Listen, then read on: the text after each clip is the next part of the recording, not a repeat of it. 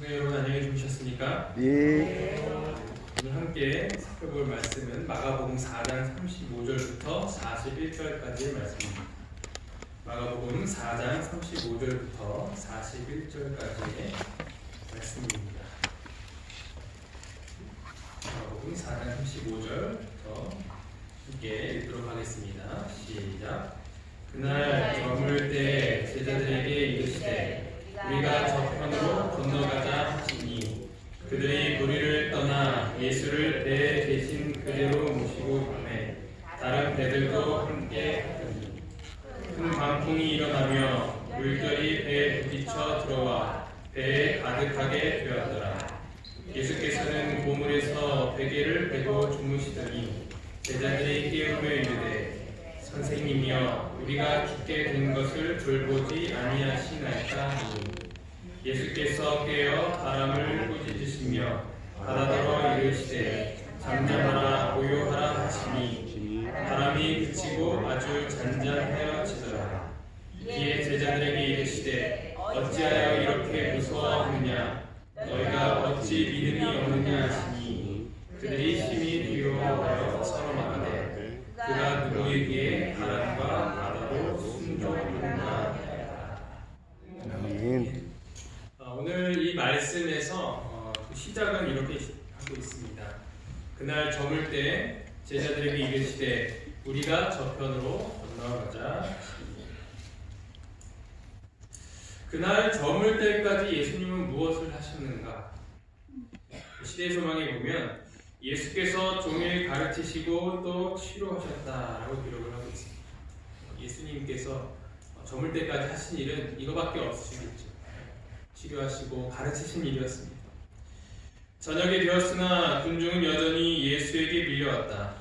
예수께서는 잡수시거나 쉬실 여가도 거의 얻지 못하시고 날마다 그들을 위하여 봉사하셨다.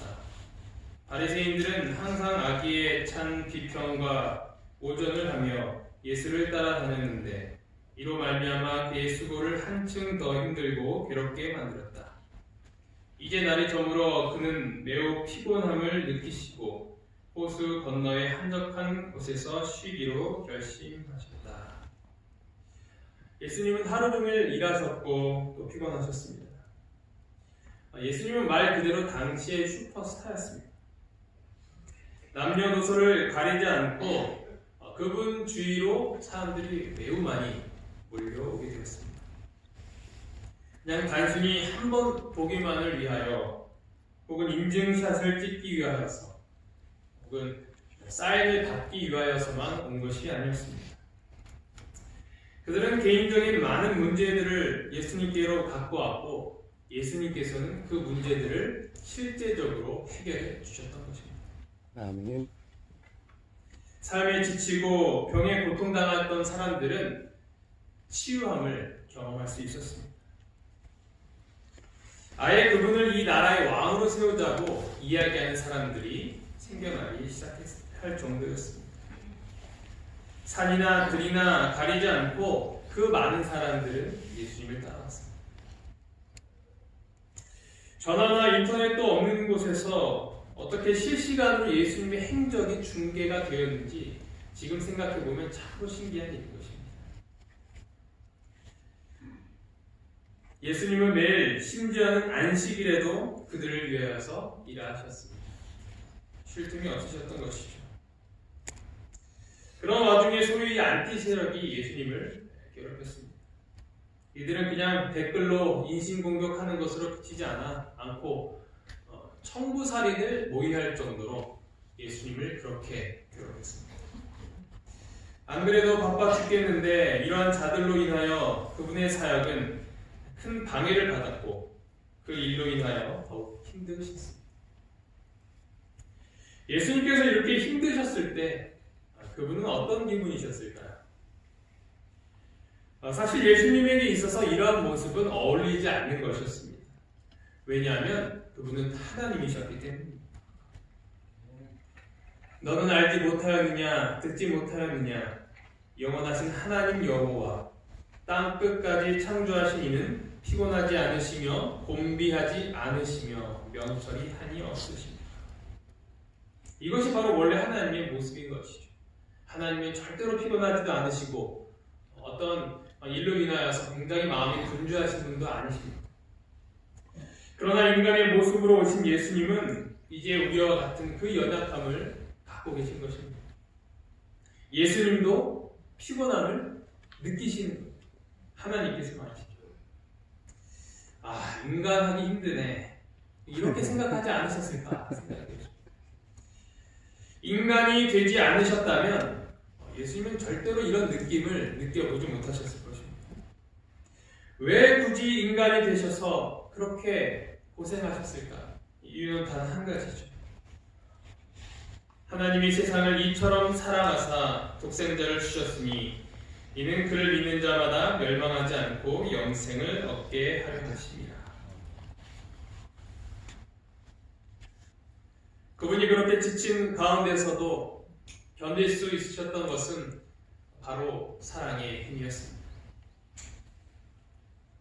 그 힘은 신적인 힘이 아니었습니다. 예수님은 자신의 인간적인 피곤함과 고통을 이겨내기 위하여서 신적인 능력을 사용한 일이 절대로 없습니다. 이 땅에 계신 분. 예수님은 이렇게 우리를 사랑하십니다. 하루 종일 일하고 다음날 출근하도록 하는 그 아버지의 힘이 그의 자녀들에게서 나오는 것처럼 우리 예수님도 이 땅에 계시는 동안 우리를 살리기 위하여 고치시고 가르치셨던 그 끊임없는 힘은 우리를 향한 사랑의 힘이었던 것입니다. 아멘. 그 예수님의 사랑을 다시 기억하고 감사하는 오늘이 되기를 간절히 바랍니다. 아멘. 그러나 예수님은 그 남아있던 힘까지 다 소진하신 후에 배에서 잠을 청하게 되십니다. 폭풍우가 몰아치는 그 급박한 상황에서도 깨기 힘드실 정도로 많이 피곤하신 모습을 볼 수 있는 것입니다. 그때였습니다. 큰 강풍이 일어나며 물결이 배에 부딪혀 들어와 배에 가득하게 되었다. 그때 갑자기 엄청난 바람이 불게 되었고 평온하였던 바다는 순식간에 큰 파도로 휩싸이게 되었습니다.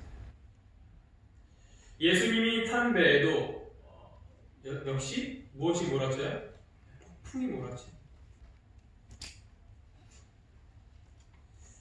예수님이 배에 타셨다면 그 어떤 배보다도 안전해야 하지 않았을까요?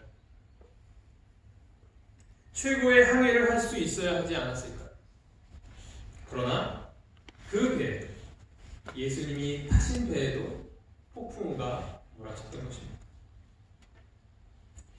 예수님이라는 구원의 방주를 타는 사람들의 기대도 이와 같지 않습니다. 예수님을 믿으면 그 즉시로 삶의 모든 문제가 해결되고 기도 응답도 척척 될 것이라고 기대하고 믿는 것입니다. 그러나 현실은 그러지 않을 때도 많이 있는 것을 발견하게 됩니다. 어쩔 때는 예수님이 나의 인생의 배에 타셔서 그 전보다 더 심한 폭풍우가 몰아칠 때가 있는 것이죠. 그래서 예수님께서는 이렇게 말씀하셨습니다. 내가 세상에 화평을 주러 온 줄로 생각하지 말라. 화평이 아니요 검을 주러 왔다. 화평이 아니라 검을 주러 오셨다는 거죠. 예수님을 믿으면 화평이 올 줄 알았는데 검이 오는 것이죠. 검은 곧 싸움을 의미합니다. 예수님을 믿으니까 예전에는 없던 그런 싸움들이 시작된다는 말씀입니다. 예수님을 믿음으로 말미암아 오히려 우리가 원치 않던 그 투쟁이 갑자기 생기게 된다는 것이죠. 복음은 평화의 소식이다. 그리스도교는 세상이 그것을 믿음으로 받아들여서 순종하기만 하면 세상에 평안과 조화와 행복을 전해준다. 그리스도의 종교는 그 교훈을 받아들이는 사람들에게 친한 형제의 관계를 이루어준다. 사람들은 하나님과 화목하게 해주고 상호간에 화목을 이루게 하는 것이 예수님의 사명이었다. 이것이 우리가 기대하고 우리가 경험하는 일. 예수님을 믿게 되면 우리의 마음에 평안함이 찾아오게 됩니다. 그리고 우리가 거듭남을 경험함으로 인하여 우리 주위에 있던 사람들에 대한 사랑과 가엾은 마음이 생기게 되면서 그들을 사랑으로 품을 수 있게 되는 것이죠.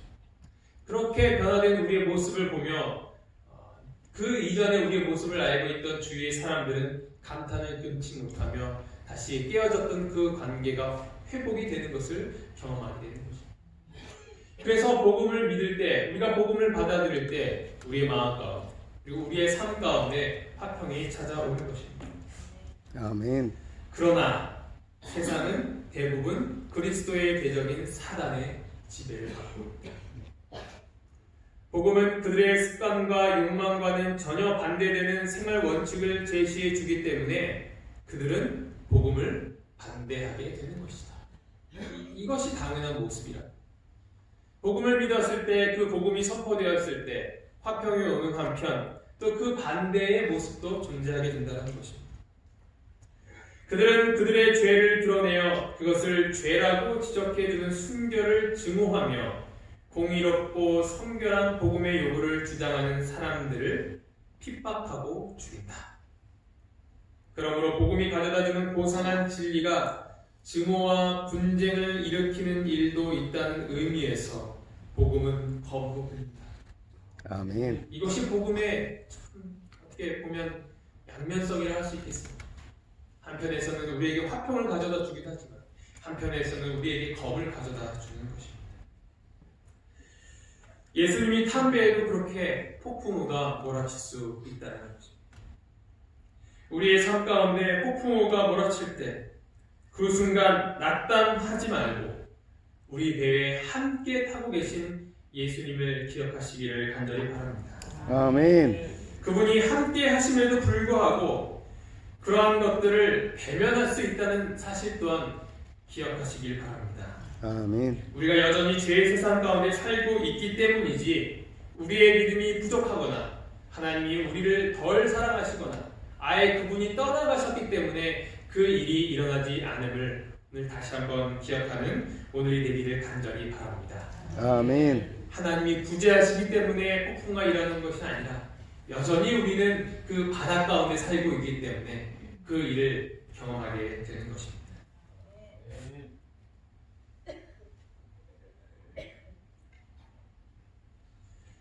그들은 대부분 어부들이었습니다. 평생 고기 잡는 일을 했던 사람들이에요. 그 가운데 수많은 폭풍우를 만났고 그들은 그것들을 이겨냈습니다. 그러면서 수많은 기술과 경험들을 터득하게 되었던 것입니다. 그래서 이번에 만났던 그 폭풍우를 그들 삶 가운데서 발견했을 때에도 당연히 잘 이겨낼 수 있을 것이라고 생각했어요. 그 배에 수많은 전문가들이 타고 있었어요. 다 어부들, 내로라 하는 그 어부들, 왕년에 정말 날렸던 그 어부들이 언제 폭풍우를 만나? 뭐 이깟 폭풍우쯤이 하면서 그들이 그 폭풍우를 이겨내려고 노력을 했습니다. 그러나 그것이 잘 됐나요? 안 됐나요? 잘 되지 않았어요. 그 일은 뜻대로 해결되지 않았던 것입니다.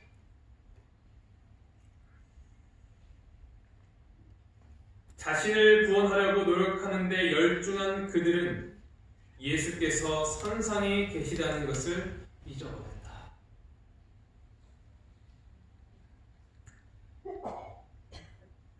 자신들을 구원하기 위해서 그렇게 노력하는 동안 그들은 예수님을 완전히 잊어버린 것입니다. 예수님이 필요 없던 것이었습니다. 그들은 왜 예수님을 잊어버렸습니까? 단순한 어부였기 때문에. 만약에 그들이 어부가 아니었다면 바로 예수님께 달려갔을 것입니다. 자신들의 힘으로 무엇인가를 해보려고 했기 때문에 예수님을 찾지 않았던 것입니다. 만약에 그들 스스로의 힘으로 그 문제들을 해결했더라면 다음에 또 다른 문제가 왔을 때 그들은 어떻게 했을까요? 역시 자신들의 힘으로, 자신들의 경험으로 그 일들을 헤쳐나가려고 노력을 했을 것입니다. 예전에 우리 가족들과 함께 일요일에 날씨가 좋아서 차를 타고 이렇게 나들이를 가려고 했을 때가 있었습니다. 그런데 이렇게 운전을 하다가 이상한 점을 발견하게 되었어요. 차가 이렇게 가다가 자꾸 이렇게 이상한 쪽으로 틀어지는 거예요. 이 왼쪽 운전석 쪽.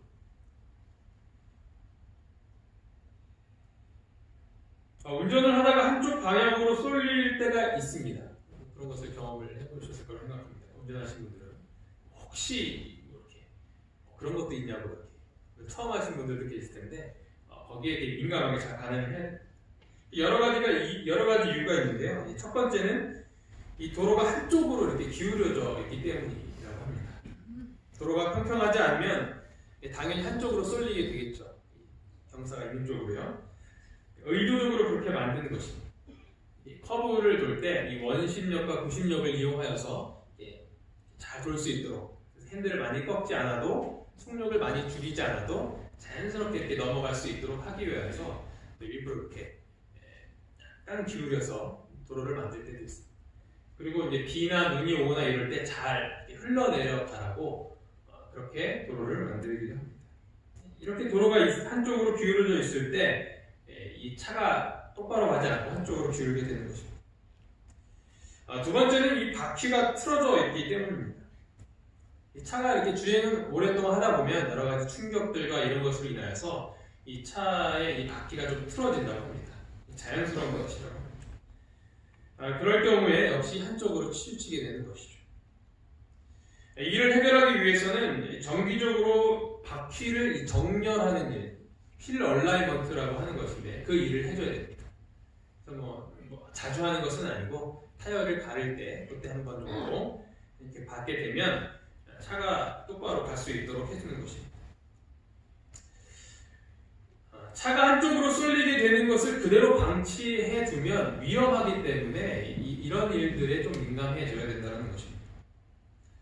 일단 핸들을 제대로 조절하지 못하기 때문이죠. 그렇죠? 약간 틀어졌기 때문에 1차적으로 위험하고 이것이 이제 그대로 방치하고 나중에 이렇게 심해지면 타이어 한쪽만 닳게 됩니다. 이런 식으로 한쪽만 닳다가 이제 나중에는 하게 되면 이 타이어의 수명이 이제 점점 줄어들게 됩니다.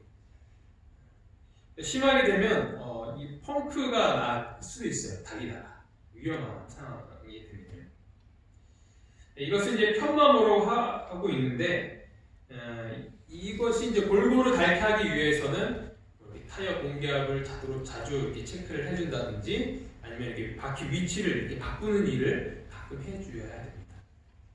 이런 일을 처음 들어봤다라고 하시는 분들은 오늘 회개하시고 한번 체크해 보시기 바랍니다. 돈 버는 방법입니다.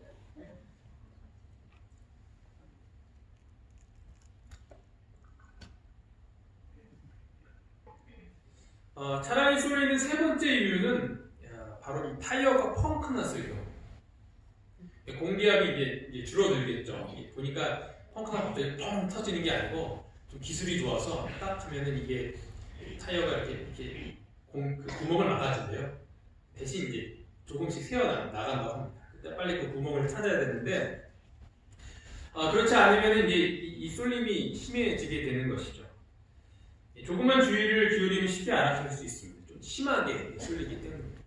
그래서 이것을 즉각적으로 대처하지 않으면 어떻게 되냐면 이제 타이어가 이제 바람이 완전히 빠져버리게 되면 그 상태로 주행하게 되면 이 타이어가 아예 못 쓰게 돼요. 그럼 새 타이어라도 더 오래 탈 수 있는데 한 돈 10만 원은 그냥 날아가. 제가 경험했기 때문에 차를 타다가 펑크 난 좀 계속 달리다가 신나게 달 때 냄새가 나서 그냥 살려야 펑크 매우 보면 금방 해결할 수 있었는데 그냥 두니까 그냥 타이어를 하나를 멀쩡한 타이어를 버리게 되는 거죠. 가족들과 놀러 가는 그날도 갑자기 그렇게 차량이 쏠리는 것을 경험을 했던 거죠. 펑크 났나 보다 생각하고 이렇게 나왔습니다. 어떻게 해야 될까요? 차 바퀴가 펑크 났을 때 스페어 타이어로 교체하겠습니다. 스페어 타이어가 없거나 스페어 타이어를 교체할 만큼 능력이 안 되면 어떻게 해야 될까요? 불러야죠. 누구를 불러요? 에리코. 보험회사를 불러야죠. 내가 가입되어 있는 보험회사를 확인하고 전화를 하면 바로 달려와 줍니다. 보통 이 차량 보험은 한 5번 정도까지 무료입니다. 무료도 아니에요. 내 돈 주고 하는 거기 때문에 그렇죠. 참 좋은 제도인 것 같습니다. 차에 문제가 생겨서 이것을 해결하기 위해서 보험회사에다가 전화를 하였고 기사님이 올 때까지 이렇게 기다리면 되는 것이었어요. 마음 놓고 있을 때 그때 이 첫째가 제가 타고 있던 뒷자리에서 카시트 위에서 이렇게 이야기를 하는 것이었어요. 아빠, 문제가 생기면 예수님한테 기도하라고 했는데 왜 아빠는 기도 안 해?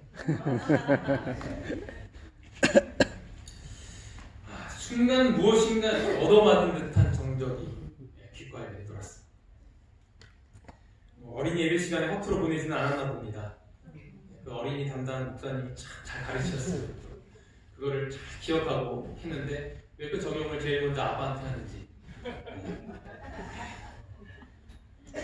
어려움이 생겼을 때 예수님 먼저 찾지 않고 누구를 찾은 거예요? 보험회사를 찾은 거예요. 그날 얼마나 깊이 회개했는지 모릅니다.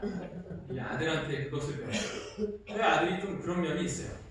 좀 이렇게 원리 원칙주의가 있어요. 신호등 노란 불일 때는 빨리 가야 되잖아요. 그럼 뒤에서 얘기를 합니다. 아빠 왜 노란 불인데 가? 아니 노란 불일 때는 빨리 가도 돼. 괜찮아. 이 얘기를 해도 노래를 배워요. 이렇게 빨간불 안 돼요, 노란불 안 돼요, 초록불에 출발했어요. 노란불이 안 된대잖아. 아빠 왜 갔어? 미안해. 단상에서는 그렇게 말씀대로 살라고 하면서 정작 그 말씀을 전했던 본인은 그렇게 살지 못했구나.